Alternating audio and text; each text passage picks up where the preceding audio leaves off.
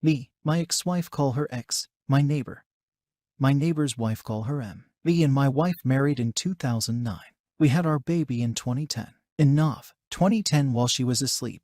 A message pooped on her phone and was a flirty message. I checked on her phone and it was from our neighbor. I went through every single message, which included sexting, sharing nudes, and even had planned meetups at hotels. This was going on from the first week into our marriage. I felt like my world crumbled in front of me. I took screenshots of every message and saved on my phone. Next day I contacted M and let her know about the affair. They were married for 4 years and had their first baby almost exact same time as we had ours. I confronted my wife and told her that I am going to give her divorce. She started crying and everything else, but I did not consider it. I also did paternity test on our child because the affair timeline was same as conception date. After 2 days, when I come home from work, our baby was crying in our bed and X was nowhere to be seen. Then I found a letter of her telling that she did not love me and she had left with AP and to not contact them. I knew this was coming, but I didn't believe that a mother can leave her child alone and can run off with her lover. I then went to M's house. She had received same letter by her husband.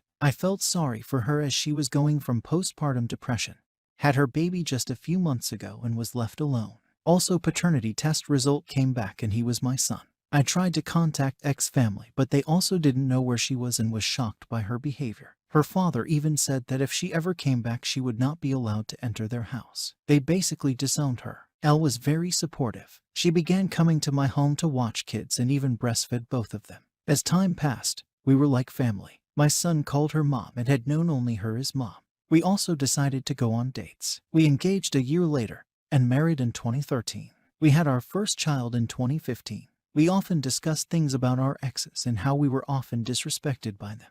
We were happy family. In 2018, when my son accidentally saw a picture of my ex, so we decided to tell him that her birth mother X had died in car accident years ago and Elle took care of him since he was 6 months old. 2 days ago, I received an anonymous email. I opened it and it read, "I want to see my son and want my family back. We are not divorced yet." I knew it was X. I showed this to Elle. Elle started freaking out and asked me if I would take her back. I calmed her down and told her that she was an ugly past and I would never leave you. I would never take her back. Now I am confused what to do. I will definitely not take her back, but should I let her meet my son or not? Should I take my son's opportunity to have connection with her birth mother? Story 2. X texted me out of the blue almost a year after breakup.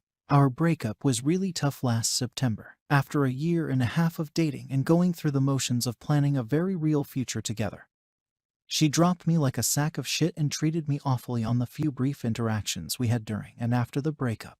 I felt like a total write-off. I decided to work through it and mourn the best I could, try to improve myself to recover. I quit drinking alcohol entirely, got in great shape, rebounded from the loss of a great job, and though I'm not dating, I feel like I've grown considerably. Just trying to focus on being patient, grateful, and a bit more in tune with my spirituality. It hasn't been perfect, but I think I'm doing okay all things considered, especially coming out of the pandemic winter and dealing with the untimely death of a very dear friend at the same time. Last week, out of the blue, my ex texted me and told me she'd been thinking of me. She was acting as if nothing had ever happened and being very nice. I was thrilled to hear from her and had a brief exchange of a few messages. I ended up telling her if she could get free and wanted to catch up, she should let me know.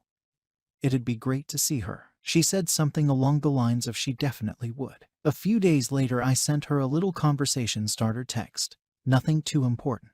What did I get in return? Silence. Nothing. Boy, that hurt at first. I was so disappointed. It took me about 24 hours of feeling bummed and anxious to actually realize that this was not my fault. She was showing me who she was and that she was careless. She hadn't reached out to me for me. She'd done it for her. She's probably trying to make herself feel better about something else going on in her life and falling back on the guy who she left for some kind of validation. I finally got a simple reply from her a few days later, something that took probably 5 seconds to type and send. Instead of feeling elated when I saw it, I felt almost nothing. She gave me the gift of showing me the truth. She's not the wonderful person I thought she was, and this wasn't something I could beat myself up for. She's just another person who is flawed and inconsistent.